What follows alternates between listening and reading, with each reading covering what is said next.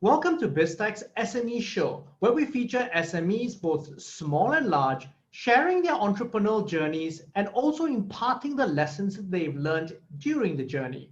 Now, on today's SME Show, we feature Prosperna from the Philippines. Now, Prosperna was founded in 2016 and claims to be the #1 e-commerce platform for SMEs and micro SMEs in the Philippines.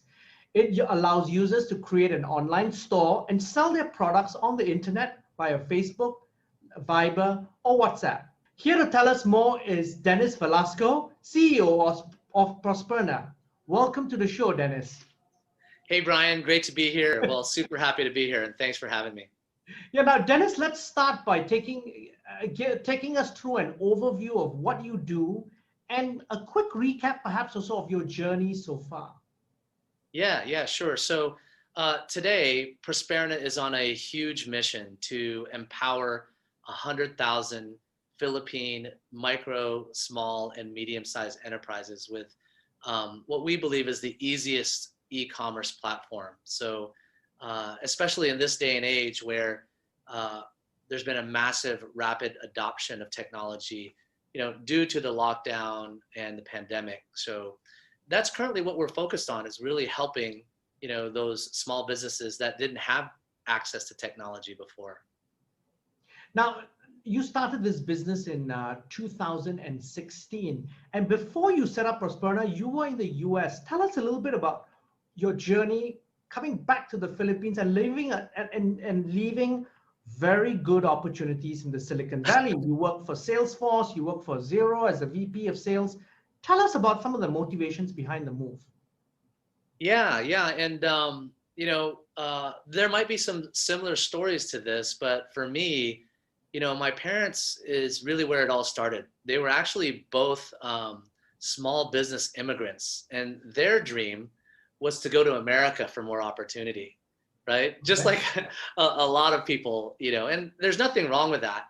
And I think that's really where it started, because I grew up working in their small businesses, right? So if I wasn't pumping gas, at my dad's gas station, or helping my mom at her clothing boutique, unloading all the stuff that she had imported from who knows where, right? I was really learning, and really empowering myself to understand what it takes to be a small business owner. And then fast forward, I was very lucky and blessed that, honestly, the first company that hired me out of college happened to be a technology company.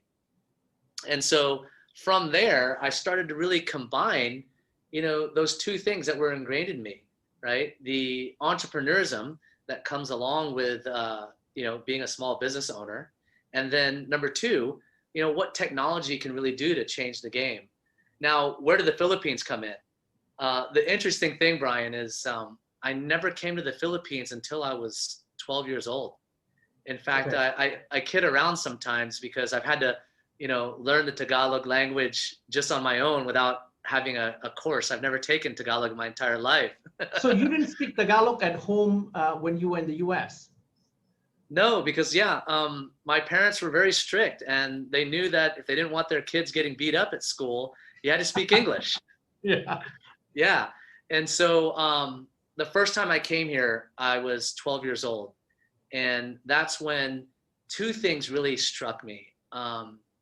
Number one, I just fell in love with our culture. The close family knit environment, and the Filipino people they're happy all the time, no matter what the situation is. And it's probably a lot of your Filipino friends. I mean, it's like they're the kind of folks that are just always smiling. Absolutely. And so that really resonated with me as a culture. On the downside, imagine yourself as a 12-year-old young adolescent for the first time really traveling abroad. And I hate to say, but I was heartbroken by the disparate gaps between the people that have money and those that don't have money, right? And so from there, I just started forming this mindset as I continued in technology. What if one day my dream was to be able to come back to the Philippines and bring the things that I learned and that I experienced to help empower our country. And I'm just really blessed to be able to do that, today. So yeah, 2016, I turned in my corporate laptop and said, I'm going to the Philippines, and we're just going to start building technology. And did you have an idea at that time what you were going to build or the kind of problems you were going to solve? Very good question. And to be upfront with you, I didn't know. I just knew that technology could make an impact. And at the same time, I didn't want to be over assumptive and make mistakes that I've heard about that other people do, right? Other companies from this country or that country, they fly in and fly out of Malaysia, the Philippines, Thailand, and think that you'll just bring exactly what you know here, and there's every reason why it should work, right? I didn't want to make that mistake. So I actually spent the first couple years, learning, right? Understanding and talking to people to figure out what their problems were. So Okay. while 2016, I went here and we started building things, we really started, and started creating Prosperna a few years later, once I had an understanding of, how things worked. Okay. And what was the light bulb moment when Prosperna hit you and said, this is the thing, this is what we're going to do, guys? Yeah.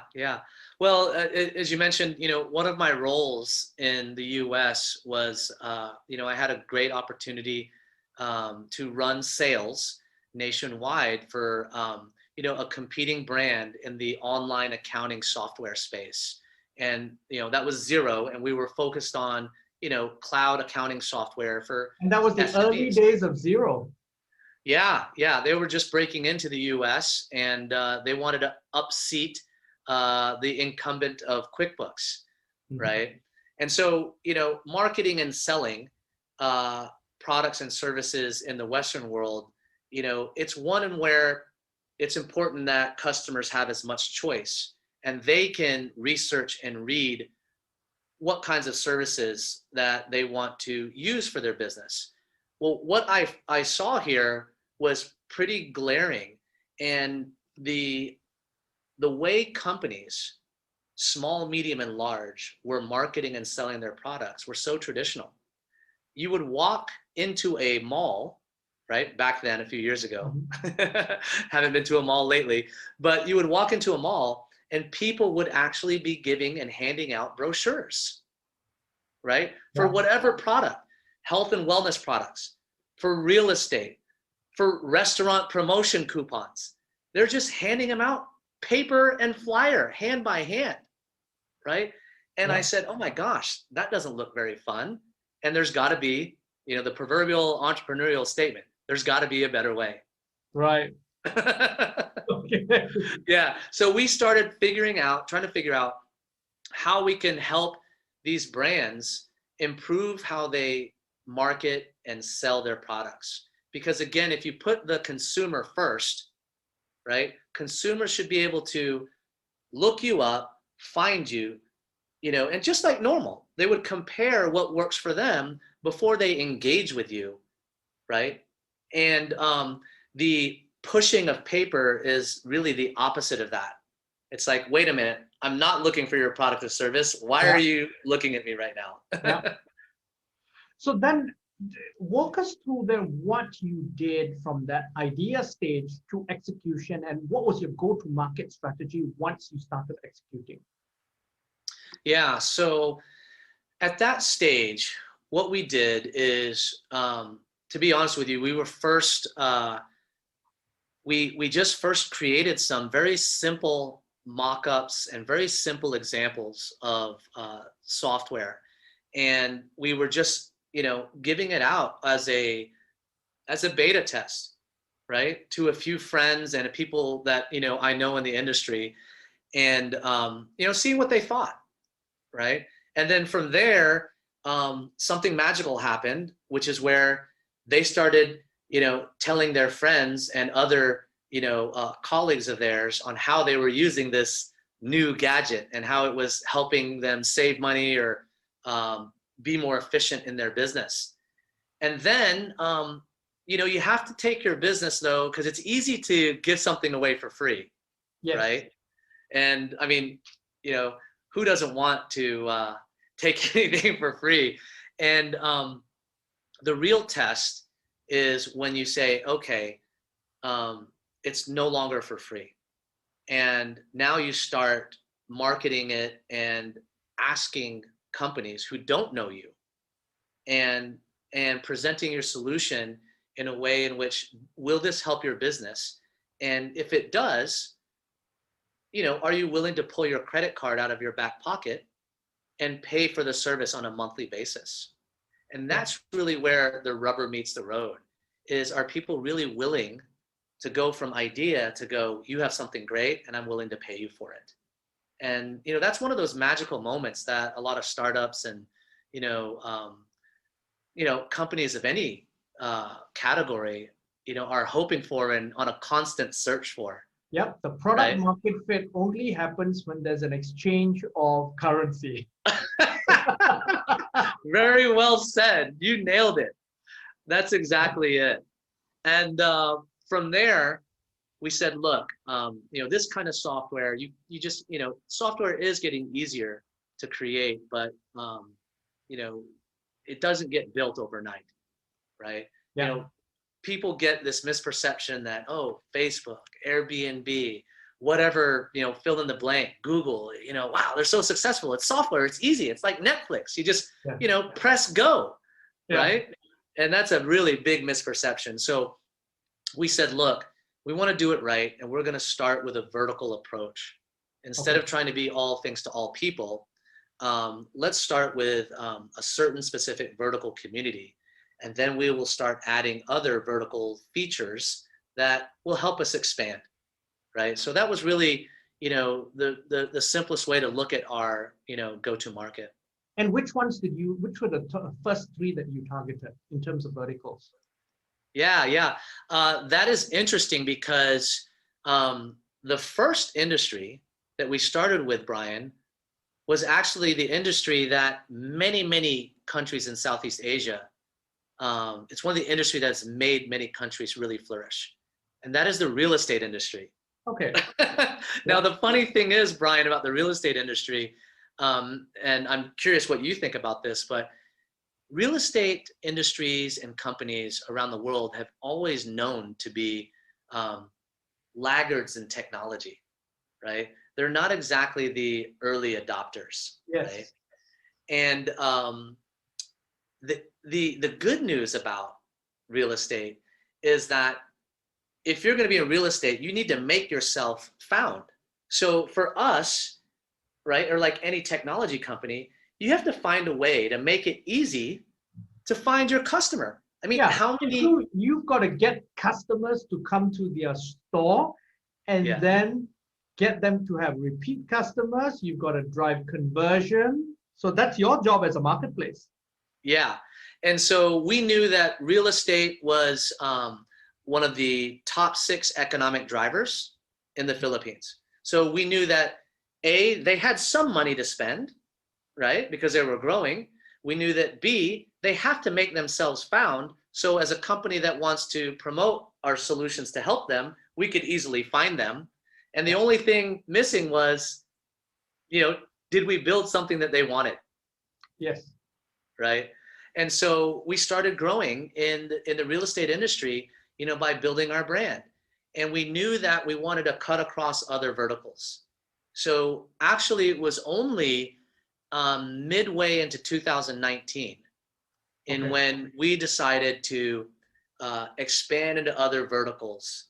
And building a real estate marketing and sales website, it's very similar to e-commerce. Although no one's going to actually buy a piece of real estate online, right? But it's still a product, right? So how did you then compete with the real estate portals, which are dedicated sites to real estate, who also probably provide some of the services that you were looking to provide at that time? Yeah, and it's interesting that you bring that up because, we look at real estate portals, we look at marketplaces like, Lazada and Shopee and Lamudi and all those others. We kind of look at those in the big picture because there's many kinds of software in the e-commerce category. Yeah. And those kinds of folks we refer to as marketplaces. Yeah. And there's good news and bad news to the marketplaces. They all play a role, and an important one, right? I think the good news about marketplaces is they can help jumpstart a new brand or a new real estate broker pretty quick because they have built-in traffic. Yes. Right? The downside is, you're there with 1,000 other people competing for the same traffic. So it's really hard to start differentiating yourself. So marketplaces are great for rapid new customer acquisition. But what we ended up finding is that people who market and promote their products, brands, and services on these marketplaces, when they start to gain some success, right, the concept of going direct to consumer starts to seed and grow in their mind because of the high commission rates that marketplaces charge. Right? Exactly, because you keep paying. You've got to, for them to drive traffic to you, you've got to keep paying. That's the whole. You got to pay to play. Yeah, that's the Google and Facebook model as well. You keep paying to play. Yeah.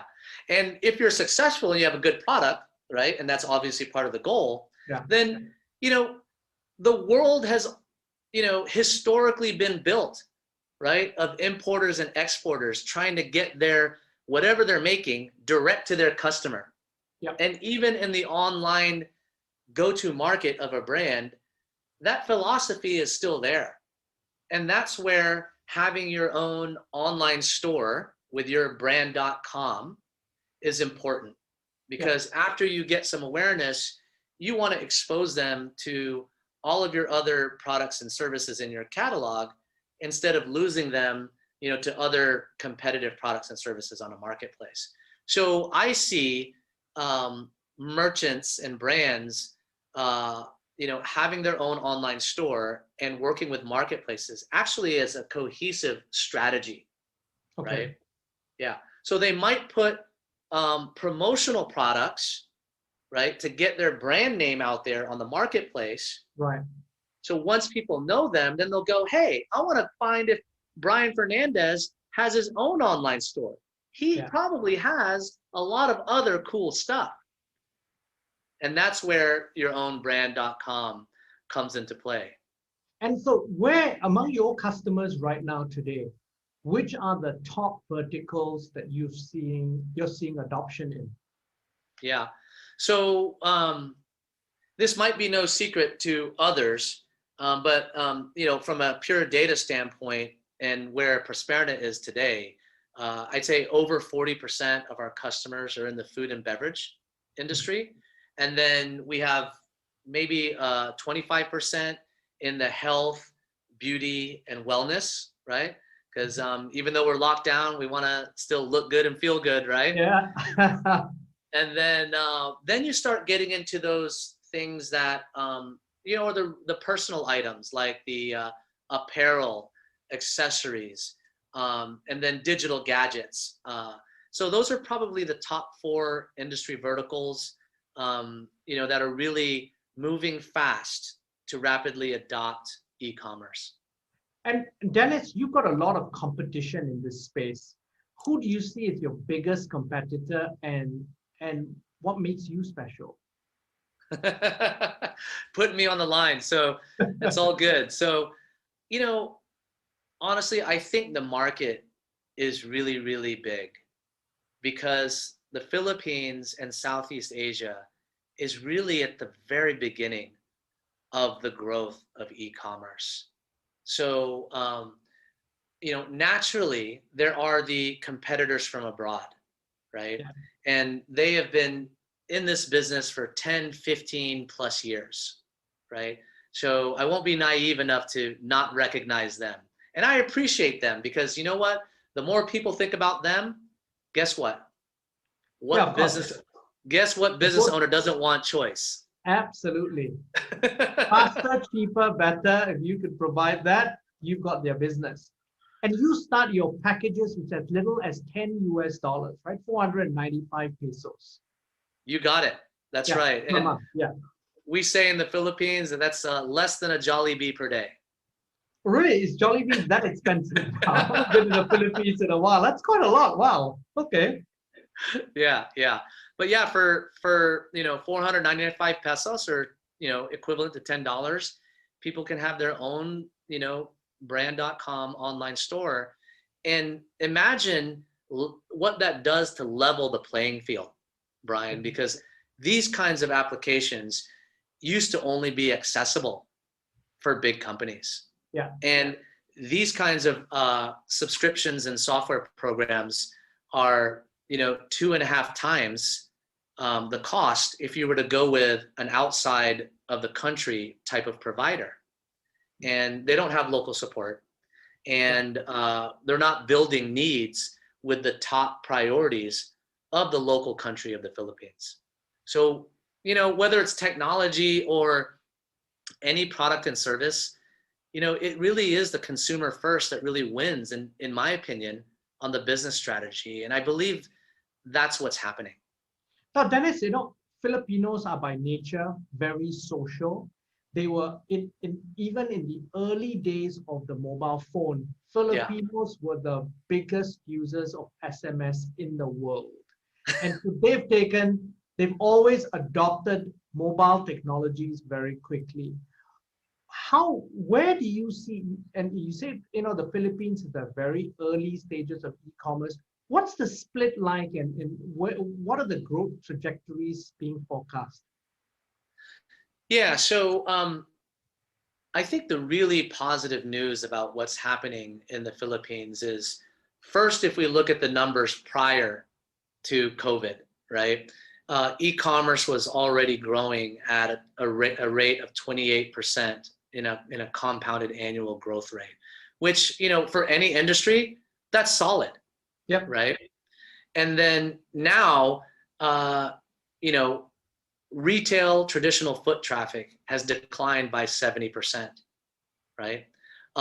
In the second half of last year alone, there was almost 80,000 new businesses that were registered at the Department of Trade. And those 80,000 companies were online businesses. That's a great sign of the growth and trajectory of where we're going. And, if you look at a lot of the other third-party research, like Facebook, who is predicting that e-commerce and online purchases in Southeast Asia will increase by 3.2x from its prior growth rate, right? Yep. And then I would like to add, this is a real killer stat. The Philippines used to be, I guess, let me take that back. I won't be that aggressive. We still are a predominantly cash-based industry or region, right? COD, cash on delivery, right? But Gcash, right? Not to plug them, but we have to look at them as a behavioral shift. They have 40 million customers now. Yeah. They were on one of our shows last week. Oh, I'll have to catch that. Yeah. Well, they probably cited numbers then where, the number of new Gcash registrations and accounts was almost 300%. Yeah. And it's phenomenal growth numbers. Yeah. And now there's like 3 trillion pesos running through Gcash last year. And so let's just compare that to certain banking trends that happened. I mean, and I'm sorry, this is kind of a Western analogy, but at least for me in the US, once I got the debit card, I was always just, why do I need to go to the bank? I don't need to go inside the bank. I would try to avoid the bank.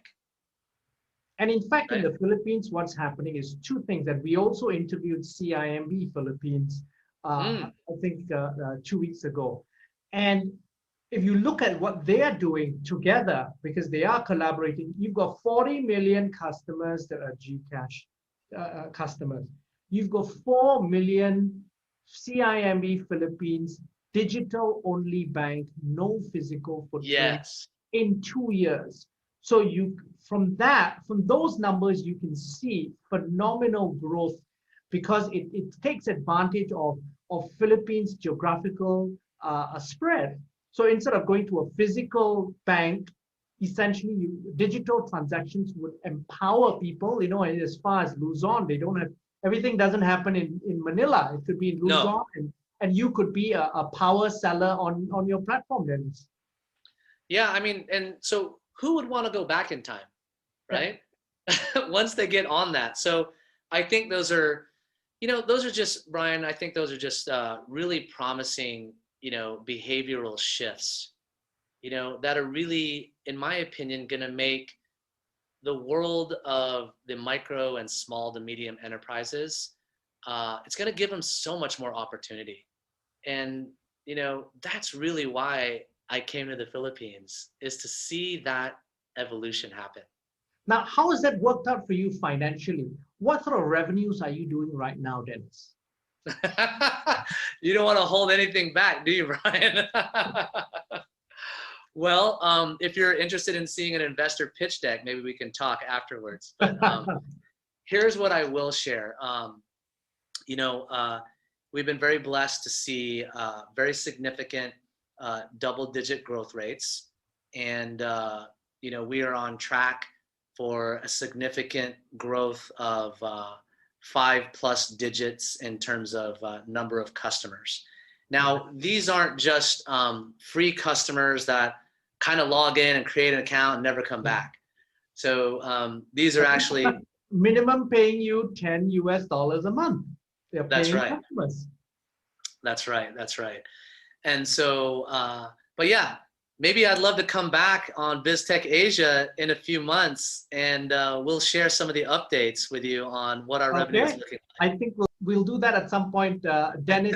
But how have you funded this business? Because you also just won some seed funding in a competition. Tell us about it. Yeah, that was a great milestone. So last Sunday, we were released on the season finale of the final pitch, which is the Philippines version of the Shark Tank, which I'm sure a lot of people know, right? And there were there was 4 prestigious potential investors on the show, and we went there to really show the Philippines and Southeast Asia and now the world what the Philippines, what Prosperna is all about when it comes to empowering SMEs. And we left the show with 2 partnership opportunities to help us grow the business, and we also left with a significant offer of $450,000 as our first investor. So prior to last Sunday, we were 100% bootstrapped. Fantastic. Now, what's your strategy moving forward? I mean, are you looking at role models like Bukalapak in Indonesia, for example, for inspiration in terms of how big you can grow? Because they are unicorns, similar business.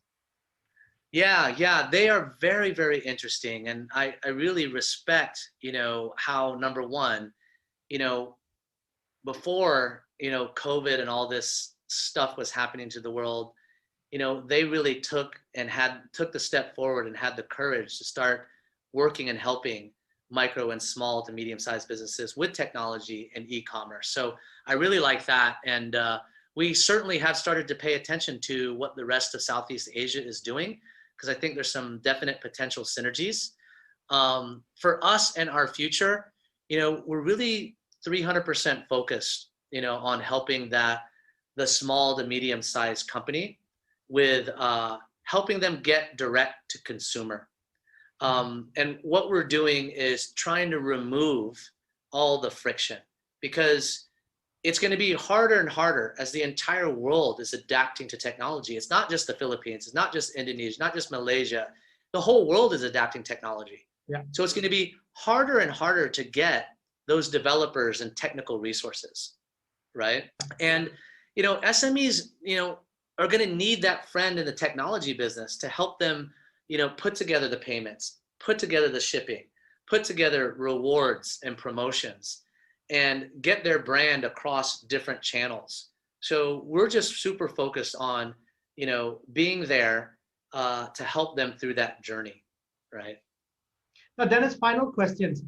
You have a very interesting background, working in the Silicon Valley, being American, coming back to the Philippines, starting a business, finding the right product market fit, and then now you're scaling rapidly. What are some of the lessons that you can share with us from your entrepreneurial journey that will benefit other entrepreneurs and business owners? There's a lot of lessons and a lot of bruises and bumps along the way. We could have probably several episodes on each one of them, but the things that stick out for me at a high level, number one, and it's just like anything in life, most things are they really have to do with what's up here, right? It's the mindset, right? It's making that leap of faith and going into something that you may not be that comfortable with. I mean, I didn't grow up in the Philippines. I didn't go to school here in the Philippines. Outside of my immediate family, I didn't even know anybody in the Philippines, right? And that's the entrepreneurial journey, is taking that step because you really, believed in it and you were going to do no matter what it takes to find success. So to me, number one, it's the mindset. Second thing, and I think any successful business owner can resonate to this, but even it's in its most simplest form, it's really important to measure everything that you do, right? I mean, certainly we have a growing back office, and accounting and administrative and finance team today. But, in the beginning, we still kept those financial fundamentals in place, right? Like, we can't hire someone, right, until we get 10 more customers, right? Really simple forecasting and math like that, right? It doesn't make sense to build this new product, right, unless customers say, and are willing to actually pay for it, right? So, number two is measuring basically anything and everything to ensure that you understand where you're going. The third is really, I would say, how important it is to build the right culture. And when I say culture, Brian, it's not your just typical culture of your company and your employees.